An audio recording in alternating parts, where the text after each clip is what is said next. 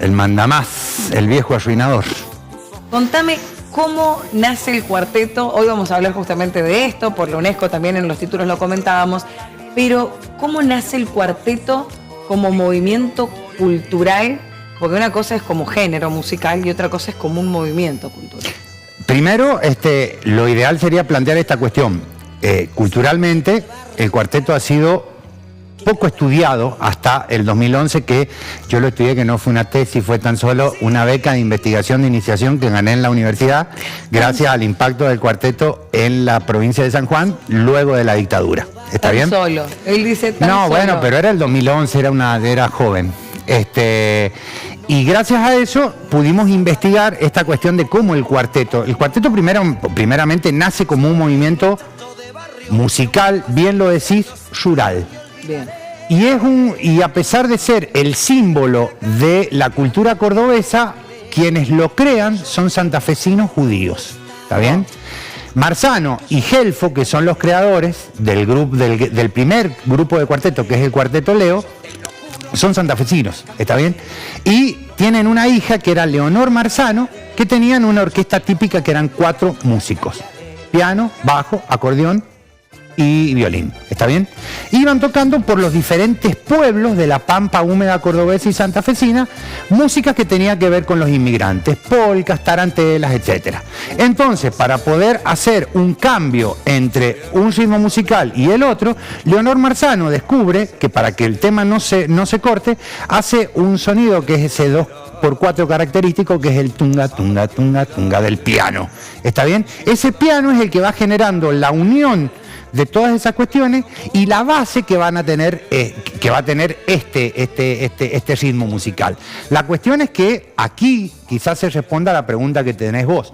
Nace en el ámbito rural, en el campo, en ese espacio migrante de finales de la década del 30, principios de la década del 40 del siglo pasado, en la provincia de Córdoba, y comienza a introducirse, gracias al Estado benefactor y a la industrialización, que por sustitución de importaciones que se lleva adelante en toda la Argentina, pero principalmente en Córdoba, hacia la ciudad de Córdoba. ¿Y quiénes son los que van a tomarlo? Los obreros que trabajan en la fábrica.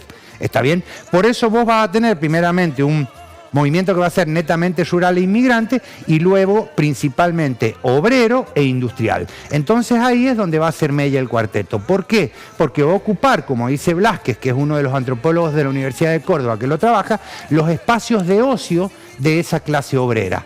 Alrededor de eso se va a crear todo un simbolismo cultural que va a tener que ver con las letras que el cuarteto tiene, la música que genera la alegría en esos espacios de ocio y la representación que vas a tener con aquellos que cantan. ¿Por qué crees que el cuarteto, nacido justamente en estos lugares, se expande a provincias como por ejemplo la de San Juan? Primeramente la cuestión, es un ritmo creado por una mujer, ¿está bien? Es un ritmo de género. Con más razón, ¿cómo hace para llegar a una provincia como la nuestra? La cuestión es esta: en esa ruralidad, esos primeros grupos que se dan en Córdoba, que son el Cuarteto Leo, el Cuarteto Berna, comienza a aparecer la Mona Jiménez, hay un momento en el cual se produce un cambio, que es la llegada de Chever en la década del 70. Músicos de la Universidad de Córdoba, que a ese tunga tunga le comienzan a poner una instrumentación muy vinculada al rock y al pop. Y ahí aparece el cambio y el salto, donde se va a explotar y expandir con grupos como Trulalá, como Sebastián, como La Valla más adelante, como toda esta cuestión musicalizada mucho más comercial.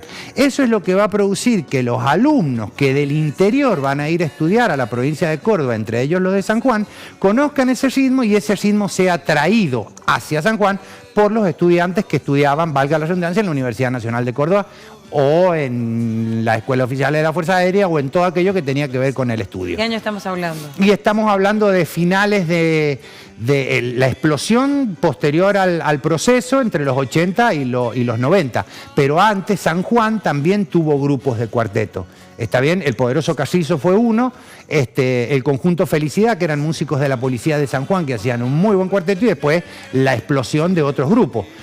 Pero fíjate que nace ahí. Es más, San Juan le aporta a esa época de oro del cuarteto, que es la década de los 80, uno de los cantantes más importantes que tuvo y que nosotros hoy tenemos, que es el Yello. El Yello en ese momento cantaba en un grupo que se llamaba Chunchulas y que era un grupo extremadamente importante para la cultura cordobesa. de ese momento. Y de ahí vuelve a San Juan. O sea que fíjate cómo se da esa cuestión. Y donde más mella vos tenés que hacer es sobre la cuestión de las letras.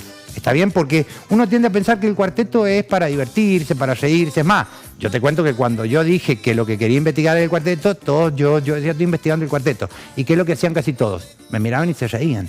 ¿Está bien? Porque lo que te genera es cómo vas a investigar el cuarteto.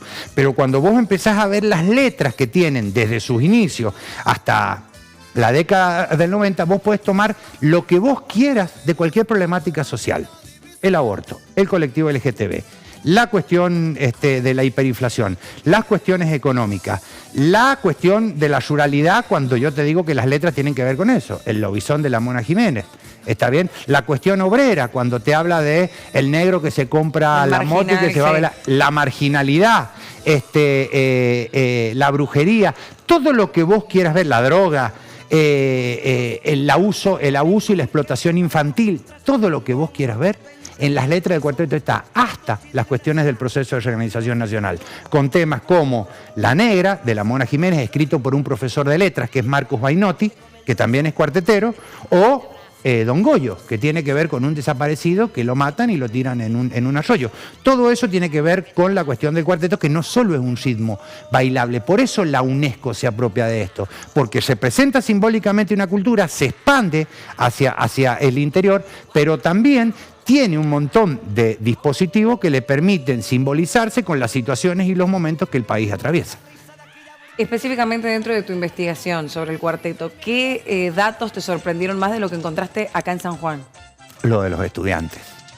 Lo que los estudiantes traían los cassettes en sus valijas y en las fiestas familiares lo ponían para que la gente escuche, y eso hizo que el mercado cordobés o el mercado de las grandes disqueras comenzara a mirar hacia el interior del país.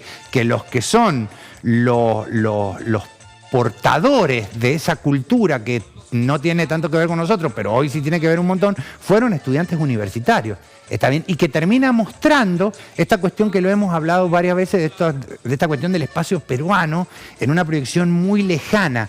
¿Está bien? Porque hay una palabra que a ellos los representa de nosotros también, que no la vamos a decir porque estamos en televisión. ¿Está bien? Pero es esta palabra que empieza con C, que para ellos tiene un simbolismo que es extremadamente ameno y cordial. ¿Está bien? Porque no se usa para insultar, y nosotros también lo usamos. Pero esa palabra no viene de Córdoba, viene de Chile. O sea que de ahí, fíjate cómo se da esta transposición cultural de ida y venida entre aquello y esto. Pero lo más sorprendente era eso, los estudiantes trayendo esa música en escondida, porque también daba vergüenza escuchar cuarteto. ¿Está bien? Hoy sí, en todas las fiestas todos escuchamos cuarteto, pero en la década de los 80 escuchar Trula, Pelusa, Sebastián, Chévere, el Negro Videla, y era música de negros. ¿Está bien? Exacto. ¿De dónde viene el concepto de negro? Ese concepto de negro, del mameluco negro de los obreros industriales de Córdoba que salían de sus fábricas con sus mamelucos negros. De ahí viene el negro, no del negro de piel. ¿Está bien? Entonces vos fíjate cómo todo ese dispositivo se va conformando. En pleno mundial de 1978, el proceso de reorganización nacional se tomó el trabajo de ir por todas las disquerías de Córdoba y sacar toda la música de cuarteto, porque le parecía que era una música marginal y que no dejaba bien a la provincia frente al mundo. Hoy el cuarteto le ganó porque es patrimonio inmaterial de la UNESCO. ¿Por qué te crees que sucedió esto? Digo, ¿qué criterios cumple en este momento el cuarteto que no cumplen tal vez otros ritmos musicales para llegar a que la UNESCO diga esto es patrimonio inmaterial de... Siempre hemos usado una palabra nosotros, resistencia. Tiempo, resistencia, simbolización cultural, hibridación, un mercado y una industria cultural, y la trascendencia y la posible proyección en el futuro y la representación que genera en una determinada región. Hoy en casi toda la Argentina. Eso lo ha llevado a que se convierta en un ritmo que, por ejemplo, en un día como hoy, que es el Día Nacional del Tango, tenga una representación casi parecida a la del mismo. Está bien, porque si bien hoy se conmemora el Día del Tango por el nacimiento de Carlos Gardel, el tango es rioplatense y el cuarteto es del mal llamado interior.